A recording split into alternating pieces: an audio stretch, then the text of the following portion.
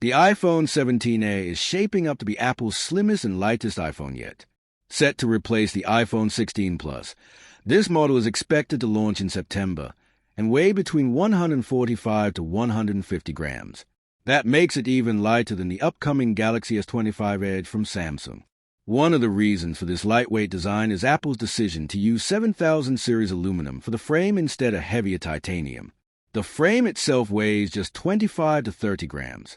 Add to that a 35-gram OLED display, a 5 to 7-gram 48MP rear camera, and a 35-gram battery.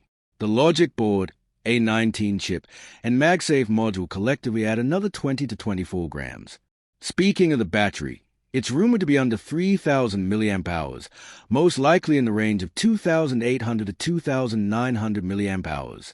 But Apple might use new size C battery technology to improve efficiency. However, they're also rumored to launch a battery case, which kind of contradict the phone's thin and light branding. The iPhone 17A is expected to be just 5.5 millimeters thick, making it one of the thinnest smartphones ever made. And it's still packed with features like a 24MP selfie camera, 8 GB of RAM, a 120Hz OLED display with always-on support, Face ID, wireless charging, and global ESIM support.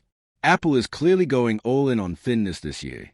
Whether the smaller battery is a deal breaker or not will depend on how well this new tech performs. We'll find out more as we get closer to the September launch.